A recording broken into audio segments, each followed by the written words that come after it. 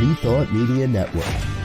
We are a global broadcast network of positive music, media, and entertainment, inspiring humanity's evolution along the journey of enlightenment and creating a world of love, peace, empowerment, and prosperity for all. New Thought Media Network. Positively inspiring.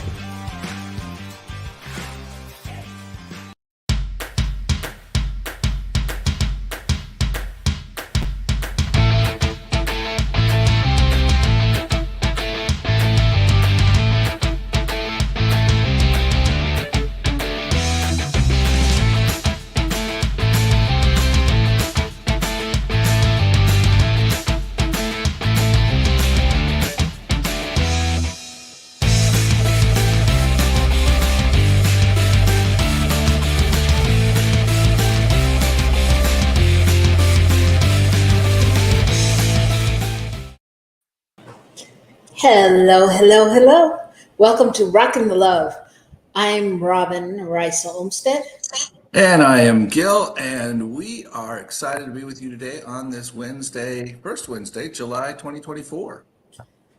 July, we're in the middle of the year. Yes, we are. Middle of the year. It's a lovely time. Nice and warm, things happening. We have a big holiday coming up tomorrow. We do have a big holiday that we don't have any real plans for. No? Just so you know, we are a married couple, generally living in two different parts of the country, one in California, one in New Mexico. However, we are together right now in New Mexico. So that's what we're doing. We're rocking the love together, and we're excited to be here with you. We're excited that you're joining us. Let us know where you're joining us from. Hey, Shay, we see you out there. Good to see you. And I can't believe it's July, and there's a lot going on. Doesn't it feel like a lot going on? Yes. Yeah, it really does. It really does. Exciting. We have a week off from one of our big activities during the week. We're not doing it this week, so that's kind of nice. Gives us a little more of a break. I went camping this last weekend with our godson and some other people from our spiritual center, and we had a lot of fun, got a lot of rain on our heads. It was fun. Yes, we're giving our producer the day off. Actually take 2 days. Don't even worry about your show on Friday. We'll do it for you. You just take your time, relax, and take the freedom to be you, because you are that fierce resemblance of freedom. And your will arrive on Saturday as well. Yeah, enjoy your vacation remuneration. It should be really happening there. That's so funny. Time off. What does that really mean? You could do a whole show on time off. Well, it used to mean time off. Right. I mean, years ago, I think it didn't mean that in the same way, I think that's part of where the whole, Sunday day of resting came from, because there had to be some way to limit the number of chores to do on the farm and that kind of a thing, Right. And then as people started working in manufacturing and other things, it was like, you go to work, you do whatever you do, and then when you leave, you leave, and that's it. And there's still a level at which that's true, but there's a lot more people doing a lot more other stuff when they're off. I mean, they're answering emails, they're answering calls, they're constantly in text mode with people. Well, we're always accessible. Yeah. When you used to take time off, like if you left your house, you couldn't be found until you were found. You know what I mean? I mean, you couldn't call on the cell phone, and it was a whole different way. Yeah. People going off the grid was a different thing then. I mean, If somebody said going off the grid in those days, boy, people are like, what? Because generally you could go off the grid in the way people think of it now pretty easily. You know, you just decide, okay, we're going to go on vacation, and here we go. Yeah, it is a different world we live in. It is a very different world. So I'm excited for our show today. We're talking about the inside outs of freedom. The inside outs of freedom. So yeah, what the heck does that mean, Shay? Let us know what comes up for you in the chat. Yeah, so I'm excited about that. My week was good. I finally got here. I traveled from California to New Mexico. Before I did that, though, I had a couple days home with my sister by ourselves because our godson had already left to go to New Mexico, and we had a great time. It was very relaxing. Like, we just did our thing separate, and then we'd come together. We had Thai food one night and watched a movie, and then the next day we made dinner and, you know, watched more movies, and it was like I gave myself the permission to do things that we don't usually do anymore, for just the same reason you were talking about, because there's always something else I should be doing. Damn, that's good. Yeah. So it was super. It was a good week, and then, you know, it was a journey to get here. Flights delayed, canceled, gone. I had to stay the night over in Las Vegas, which, as many of you know, generally would be a very happy place for me. It is one of my happy places, but it wasn't my happy place that night. I was like, I just need to get to my man. I just get to New Mexico. Like, you know, I was like on a mission. I was very tunnel vision. And I kept saying to myself, come on, Robyn, rally, go downstairs, gamble. I'm like, yeah, no. So, yeah, but I got here and it's good. And it's hot, man. I don't understand why people choose to live here. I don't understand this heat. I don't understand it. I don't understand no water. Yeah, that is different. However, we've had water for you almost every afternoon. Yeah, I love those. I love the rainstorms. That's super fun. They're really fun. They are fun. Yeah. Well, I mentioned a couple things, but we have a new little friend in the house. Didn't he come on Wednesday? Wasn't it Wednesday? Or was it Tuesday? We didn't talk about him last week, did we? I don't know, but why don't we talk about him now? We did. Our producer's saying yes. Oh. Okay, so he's been here a week and he's doing great. So it's very fun. So you're very cryptic. If I never watched the show, I'd be like, what the heck is this guy talking about? Well, it's you know, friend. Did we talk about my little friend? Shit, that's kind of creepy. So we got a rescue puppy. We got a rescue puppy. Gil picked him up last week. I met him when I got here on Monday, and yeah, he's cute. He's cute. He follows Gil around like he was attached. And I overstand because I've had my share of dogs that follow me around. But yeah, he's cute. Yeah, he is. And we were good. We have a little name contest going on Facebook. I have like 100 names. It's only 78 here. Wow. Well, it's different 78 than when I'm in San Diego and it's 78. I'll just tell you that. When I landed in Las Vegas, it was 107 at 4:30 in the afternoon, or 5, whatever time it was. That's just too hot. Anyway, yeah, so that's it. That's the rescue dog. He doesn't have a name yet.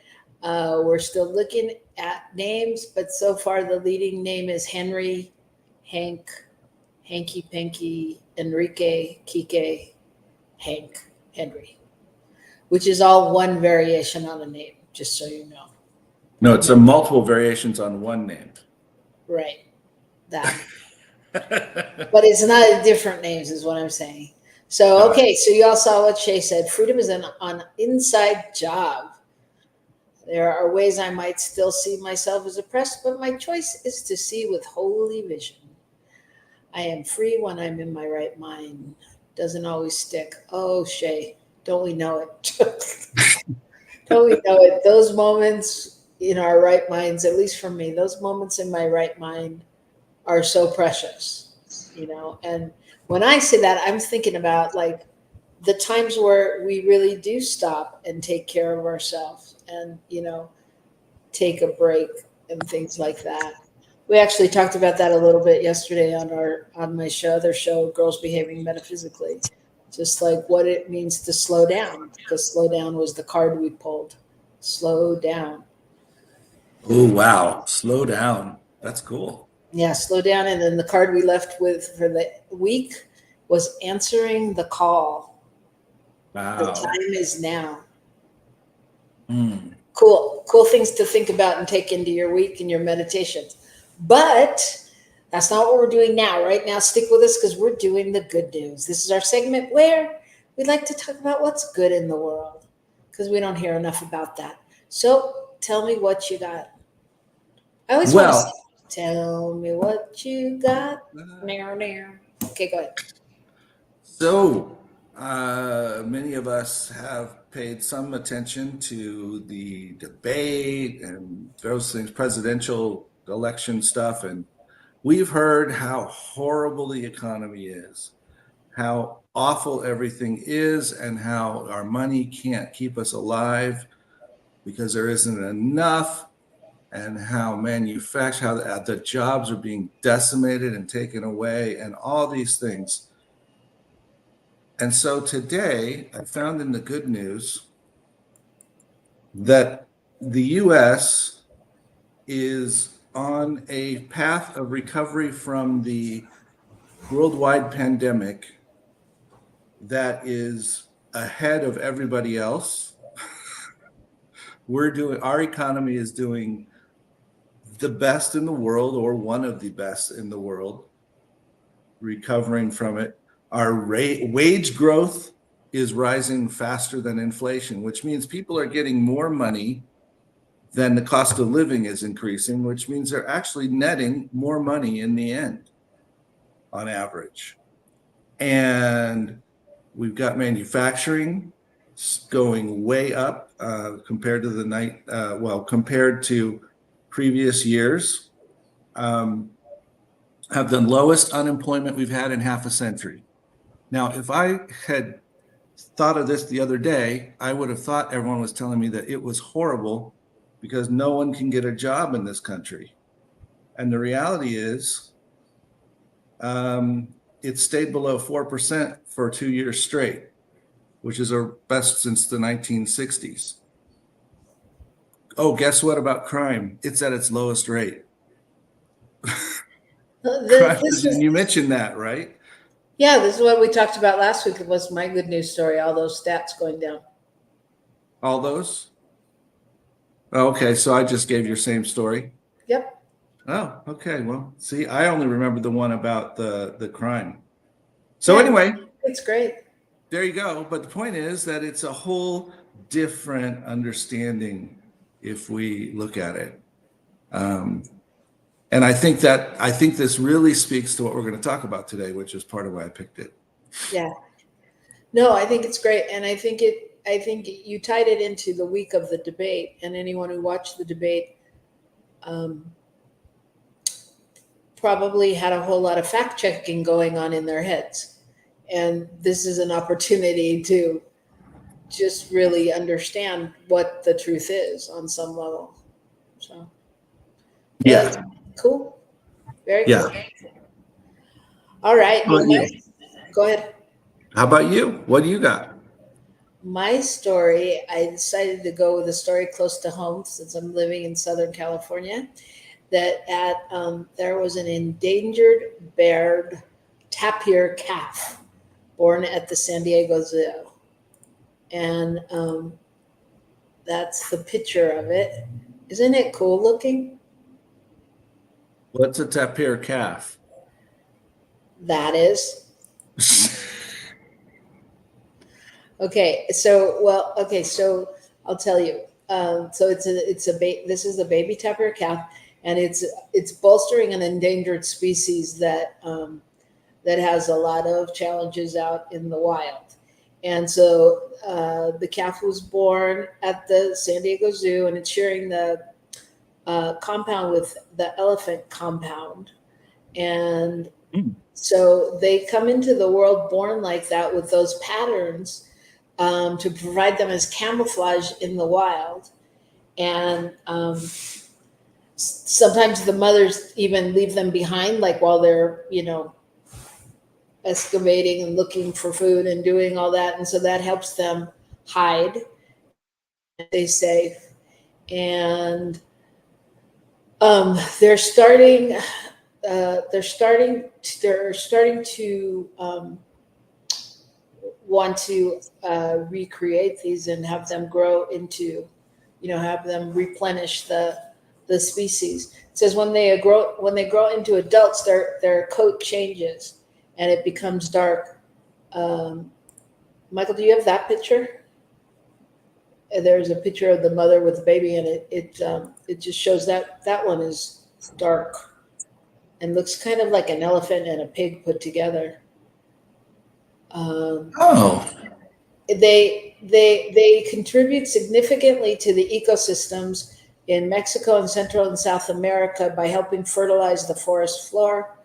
And this process promotes the growth of new plants, which in turn provides food and shelter for a variety of other species.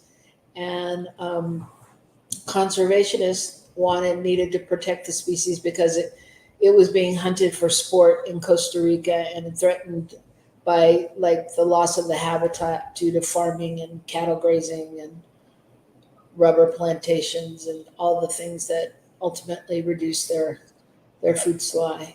So efforts are underway to protect their tapir habitats and promote them as flagship wildlife that could encourage tourism.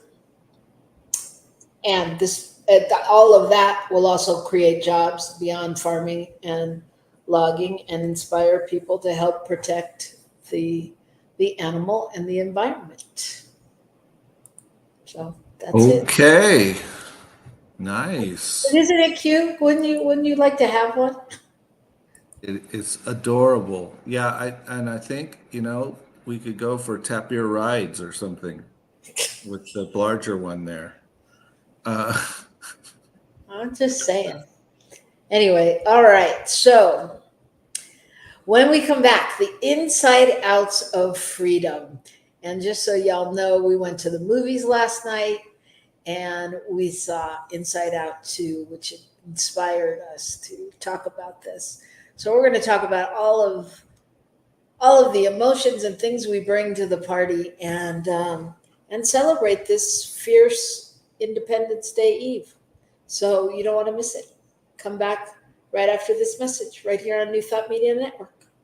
Please help us say thank you to our organizational sponsors, including the Hefferland Foundation, Affiliated New Thought Network, International New Thought Alliance, Science of Mind Archives and Library Foundation, Center for Spiritual Living Denver, Center for Spiritual Living Midtown, New Thought Philadelphia, Planned Happiness Institute, Summit Center for Spiritual Living, One Heart Retreats, Center for Spiritual Living on the Lake, Unity Kitchener, Unity Spiritual Center Ottawa, Om Center for Spiritual Living, Satya Center, Begin Within Ministries, Center for Spiritual Living North Jersey, Unity of Savannah, and the Center for Spiritual Living Seattle,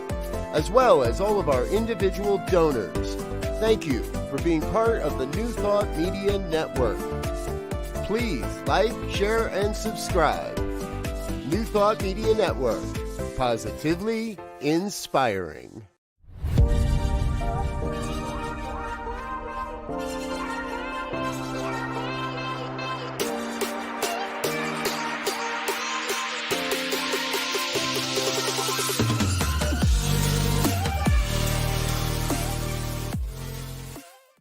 People of African Descent New Thought Group proudly presents Celebrating Our Soul, Consciously Creating Change at Unity Village, Thursday, August 1st through Sunday, August 4th. Some of our greatest keynote speakers, some of our finest musicians and vocalists, some of our amazing and experienced panelists, and some of our fabulous masterclass presenters will be there for you at Celebrating Our Soul, Consciously Creating Change at Unity Village this summer.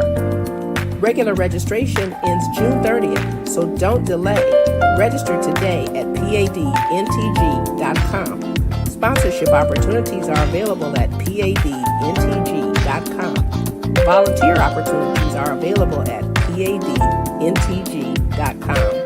Go there now, padntg.com. See you there.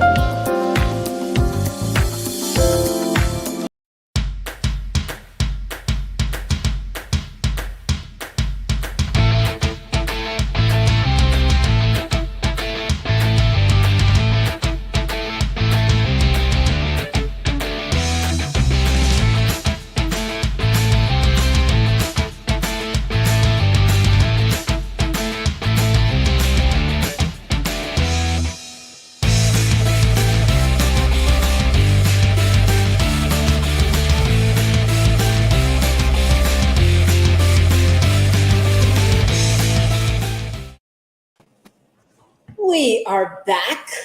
Welcome to Rockin the Love. So excited to be with you today as we discuss the inside outs of freedom. I am Robyn Olmstead. And I'm Gil William Olmstead, and we are together, Rockin the Love. Here we are. So the inside outs of freedom. What an interesting concept. So you mentioned that we'd been to see Inside Out 2 last night. For those of you who may or may not know, it is a Pixar Disney film, animated film, and it is the sequel to the original Inside Out, which happens to give an insight by giving emotions, giving certain characters charge of certain emotions, and so you're inside someone's brain, watching their different emotions take control of them, basically. Yeah, and you may or may not have seen the first one, and that movie there was 5 emotions that they worked with that came up for her, and it was fear, sadness, anger, joy, and disgust. And they have added more emotions to this sequel, which is only appropriate because she's a teenager. So God knows that awakens a slew of emotions from within. They added, what did they add? They added boredom, and boredom was my favorite. Nostalgia. And embarrassment,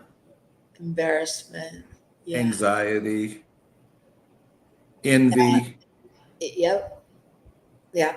All of those things. That's exactly what they added. So we started thinking about what does that look like in our relationships? What does that look like when we're functioning in the world, and how does that affect us? Well, I think the whole thing for me was just observing this idea that, we have to come to terms with our emotions, which was kind of the thing of the movie. Ultimately, there was some level of resolution where everybody kind of realized that they all needed each other. But there's this thing in us that I think if we try to suppress one, or we ignore it, or we always are acting from it, or whatever it is, then we're off balance. And that's not going to help us in relationships with others, because we're not in a settled relationship with ourselves.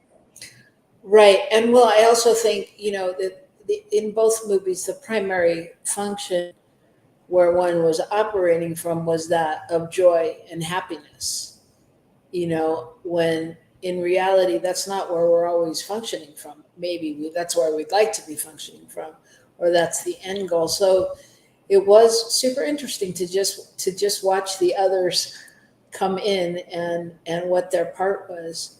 So, and this reminds me a lot. We were actually having this conversation somewhat with our producer about, he was marrying a couples, and we've married couples, and when we've done the work with them, it's so much about what are you bringing to the party and how is that filtered, because we all go through happiness and joy and boredom and envy and rage and all of those things. And what does it look like? Like if you've been told it's not good to get angry, or it's, whatever, just the things we've been told throughout the years, and how we hold those emotions. Yeah, that's really true. Obviously, we learn from those who have preceded us in this life, and we learn from how they deal with their emotions. And we all know people that they put anger in charge most of the time. They don't realize even that sadness is there, or disappointment is there, or anything else is there. It's just like, it doesn't feel good. I'm angry, and so anger takes over, and that doesn't work so well usually.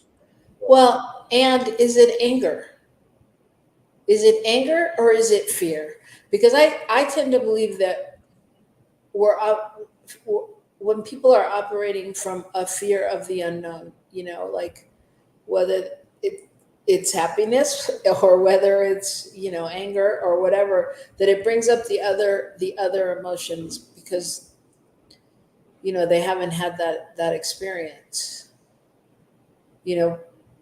But yeah, I think it's interesting. I'm thinking about a lot of times during our earlier days of our marriage, just really trying to decipher the code, to break down the code to how things happen. And you know what I mean? Like, because you would have certain reactions where I was like, or, like so surprised, like that you would snap on something. Here's this guy that it was like, oh, he's so cool, he's so calm, he's so laid back, he's so this. And, I'd put the dish in the dishwasher the wrong way, and you'd be like, what's wrong with you? I was like, whatever. And I'm making those situations up, but it was that kind of a thing. You know what I mean? And really, if we broke that down, like you're going through, you're not necessarily, you may be angry, but I don't think you're really angry. You're annoyed that I don't, know the system, kind of thing. And like, but what is that in your head? How does that happen, and how does that affect the other person? Because I'm thinking, it's a dish. Yeah, I'm thinking it's very funny because they presented some of that in this thing when they first introduced the new emotions, and they introduced a new system to control the person where they all had their own buttons and stuff, and one of them would touch the button, and the little girl would react, like overreact, whatever it was, whether it was happiness and she was laughing inappropriately, or whether it was anger and she would just tell her mother to get the hell out of her room, that kind of a thing. And I thought that was really kind of interesting, because even the emotions are like, whoa, that was more than I didn't expect that. But somehow we really trip, we really move based on something that's not that significant, really. Yeah.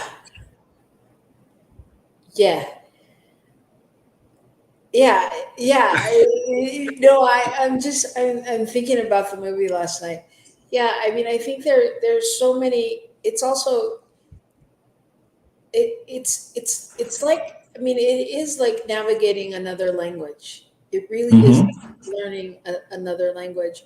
And because you're constantly listening to the fear or the sadness or the joy or whatever, and putting them together and trying to figure out who's going to win. And does anyone have to win? Does one of them have to be the right one? Can they all have their place? Can we allow ourselves to feel sad in the midst of something that also is making us happy? You know what I mean? Or also making us frustrated, that kind of a thing. And I think that was it. And if we talk about this in terms of freedom, I think the whole thing is about, we can't be ourselves. We can't show up in ways that allow us to relate to others if we are if we're tied to emotions that we don't even realize, that we're allowing something in particular to take over, even insofar as allowing the happy joy thing to be the only one in charge all the time. Right. Because then we do the spiritual bypass. We do the thing where everything is great, it's all good, perfect. But whatever it is, the other emotions inside, if we don't ever talk to them a little bit, they get upset. Yeah. At some point it builds up. Yeah. And I want to share a quote from the movie, actually. And unfortunately, Michael, I couldn't get my banner thing to work, so I'm going to just put it in the chat. But this is, there it is, 92 times. This is a quote that was said by Fear that, sorry, I am sure glad you told me earthquakes are a myth, Joy. Otherwise, I'd be terrified right now. And but it just kind of speaks to like some of what we're saying, but also just how we balance it out, like, you know what I'm saying? Can you say it? I like that quote. Well, yeah, and that was a little sarcastic, if I remember correctly. Maybe, but still the same essence. Yeah. And so sometimes we try to calm fears and things like that. The stuff that's not even necessarily logical or reasonable, but something that will make us feel better, Yeah.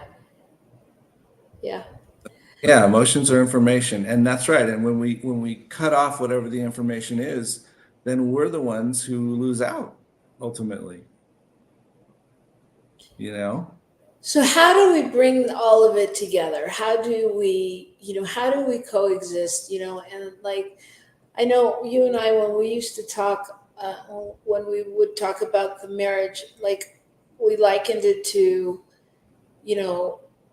two people getting married, coming together, bringing their luggage and unpacking their bag. And in their luggage, they have a whole different experience other than the other person, which is what, we've also learned in terms of how we communicate and who we're talking to at different times when it's not the other person, so what would you say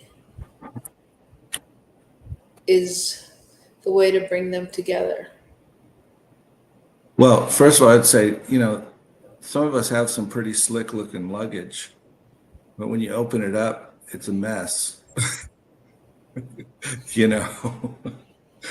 And so there's that thing where we're holding back, and then there's just the stuff that we carry with us, like stuff that doesn't matter anymore, that we've already worked through, that we've already, it's not going to change anything. We're not going to change it. it's a fact. It's not a burden anymore.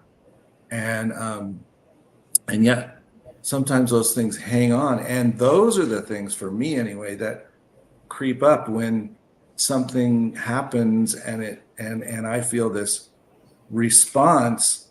It's because I have this place in me that's still, heated up or whatever by whatever this memory is that I have. That's a certain type of emotion, and boom, it shows up. Mm-hmm. Yeah, I can still think about that. I can see that happening from different phases of my life, different places where it pops up now. And unless I'm being aware, I won't even realize what it is. I just think that somehow this is a legitimate emotion around whatever's going on in front of me. Right. Even though it's not about what's going on in front of me. Right. Because it's a piece of my luggage, Well, yeah, it's a piece of your luggage, and you have to make the choice if you're going to use it in the same way. Like your luggage, you may be carrying an old pair of jeans with holes in them. Are you going to wear them as that? Or are you going to cut them off and make them cutoffs? And are you going to, cut them apart and make them rags? Like, how do you really let go? Like, I asked that, I'm going to go back to that. I'm going to just share, Shay said that emotions are information and all of them are important. Fear and anger can be protective or destructive. That's true. And, are we in charge of that?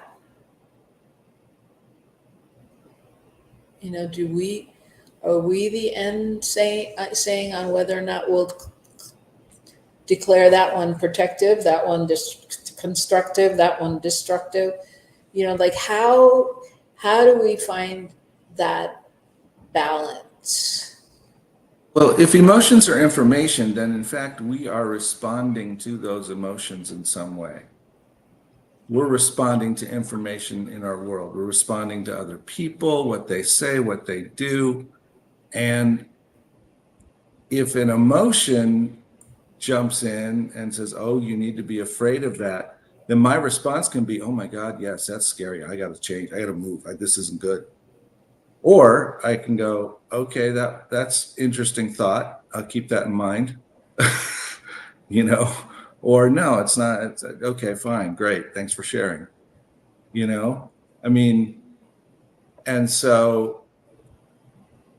that's kind of what I caught in the movie too, was any emotion sort of overexerting itself, which I think is more us allowing it to overexert itself, becomes more of a negative, even though it has its place in our information gathering world. It's good to have fear when you hear a growling lion outside your door. That's a good thing. Okay, I should relocate. Mm-hmm. So that's not a bad thing. But if a cat meows outside your door and fear kicks in, then obviously fear is driving you instead of responding to your world. Right. Shay's saying it takes some time, reflection, and really knowing oneself to discern if anger or fear is telling you to actually run. Yeah. Yeah. And also, I think, moving, because what we're saying right now is very logical and it's very thinking. And I think there's also a point at which, we ask the question in many forms, but I'm going to ask it in this form. What would love do? Or what would I be if love was leading? Or, or how can I bring more love to the situation? And I know that sometimes that looks like a different question, but at the end of it, I mean, I think that's kind of the solution, or not the solution, the equation for getting the balance back in order. Because I think when we lead with love, we tend to dissipate some of the fear, or we tend to reappropriate it to be, that protective guiding force, as opposed to like nail biting fear, what am I going to do kind of thing.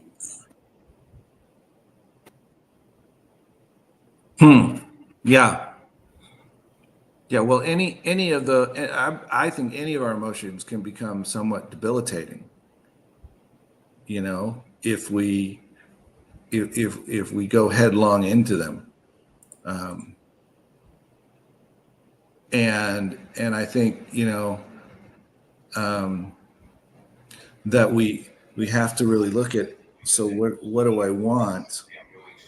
What would work? Like you said, what would happen in this situation if I changed this emotion? If I added some emotion into this thing that was totally different, something that wasn't there before, like love into a situation where there's anger and hurt and pain, what's going to happen?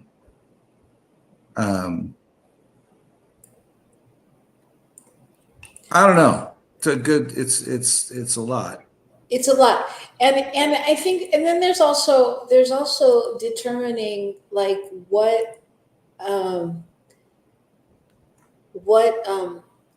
how much of this do we, okay, I can't read and talk at the same time right now because I'm trying to figure out my question.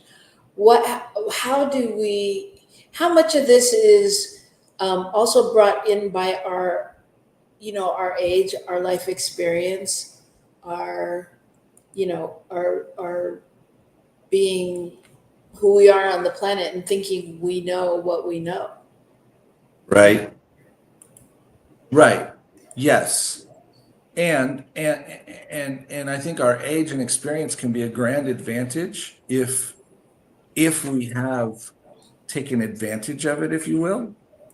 And it can also be a disadvantage because we can be so locked into stuff that we don't even know it, don't even realize it. It's just become such the norm, and I for me, I see it more clearly with people who are who are like for instance, someone who's kind of always seeing the negative side of things, or always seeing the possibility of what can go wrong, right? And I don't want to confront this because it could turn out bad, and you can see people kind of stuck in what they're doing. Well, and so that speaks to another quote that that made me laugh. This one here with Joy. Joy asked Sadness, "Isn't this fun?" And Sadness said, "No." And Joy said, "Atta girl." And I think sometimes that's the way we function, right? Like it's familiar, and I don't know. What do you think? Yeah, kind of in the opposite. And then go ahead.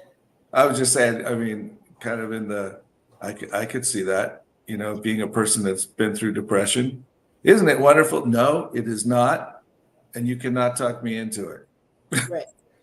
Right. We get stuck in our story and we're comfortable with it. I mean, it's like with the time, one time Gil and I were in this workshop where, if any of you have been to New Thought workshops, we do the nice thing of telling you all the rules and, don't talk over others and respect the space and blah, blah, blah, blah, blah, blah, all those things that are very important. And, somebody else, they asked, is there any other rules? And one day I was like, yeah, don't judge my joy. Because I didn't want people walking up to me all day at the workshop going, are you okay? You don't look happy. If I was, pensive or what, people had an expectation, but I was like, don't judge my joy. And I think that we tend to do that, right? Right. Yes. Yes. Yeah.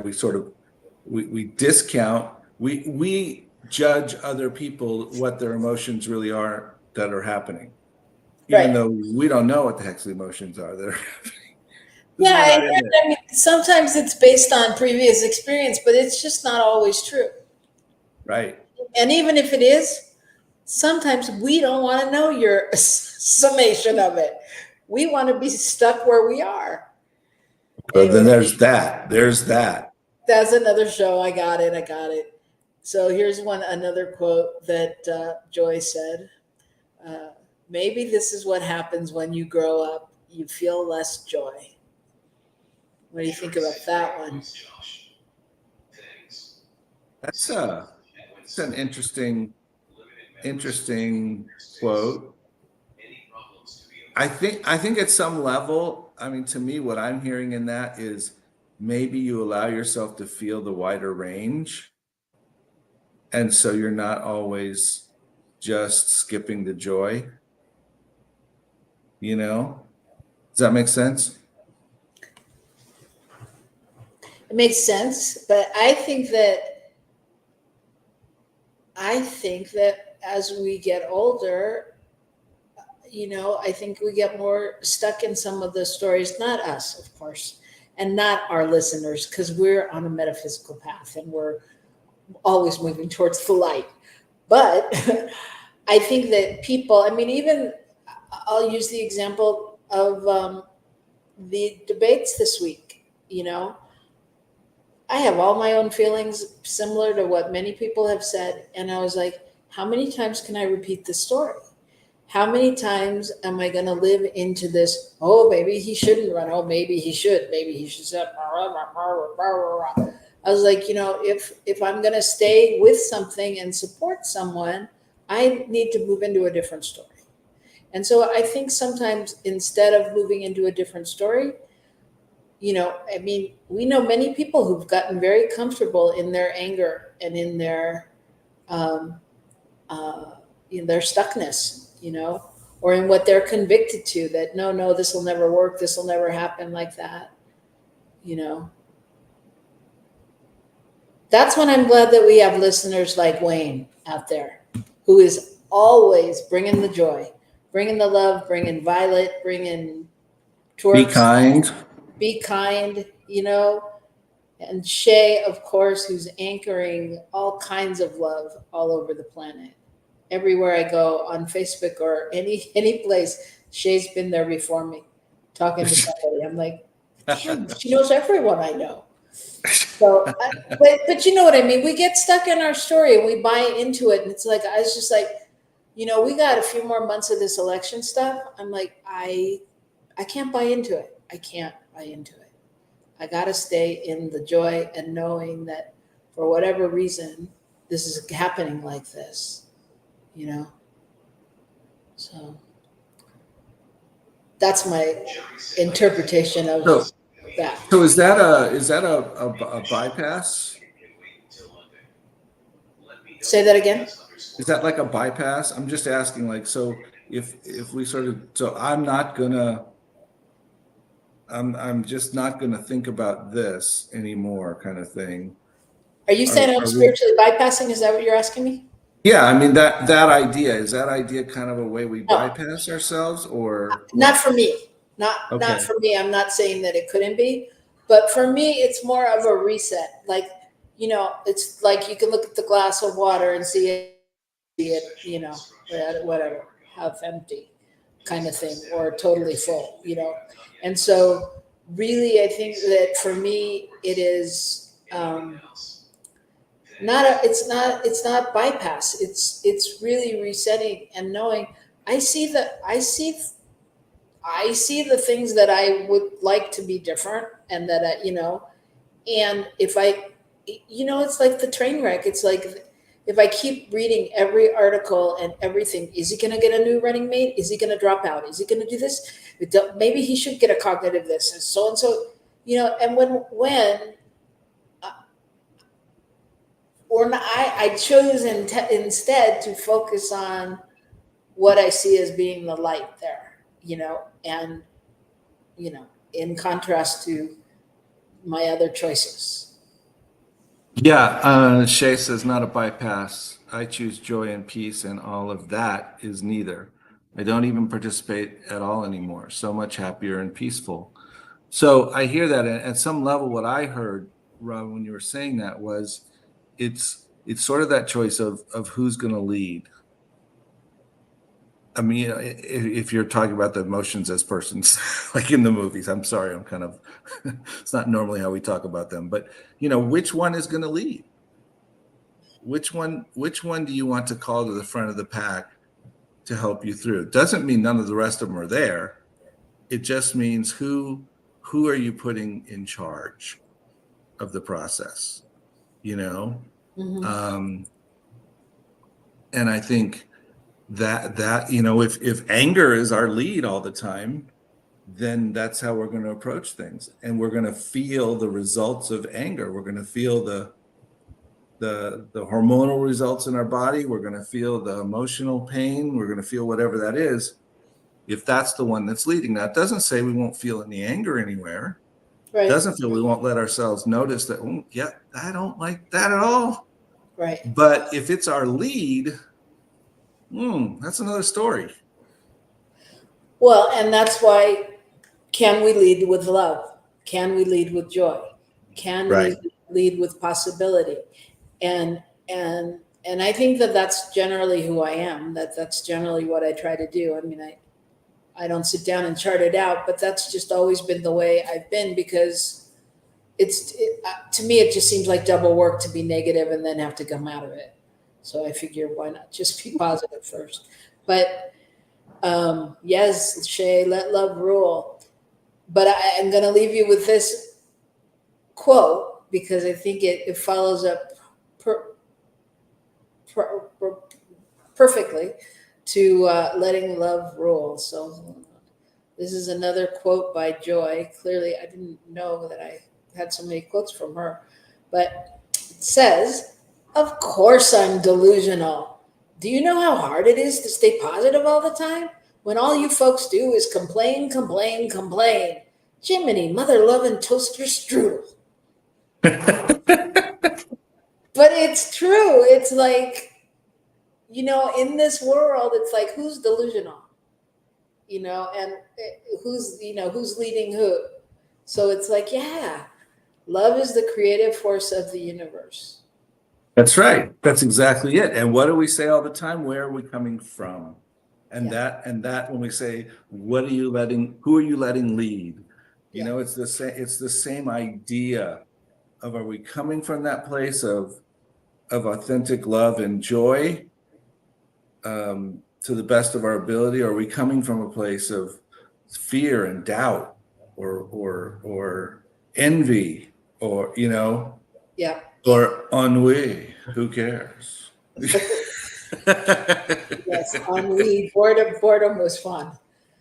Anyway, so if you get a chance, it's a good movie to go see, or wait for it to come on Netflix or whatever. But it's a fun movie. It's an entertaining evening, and clearly it's food for thought, right?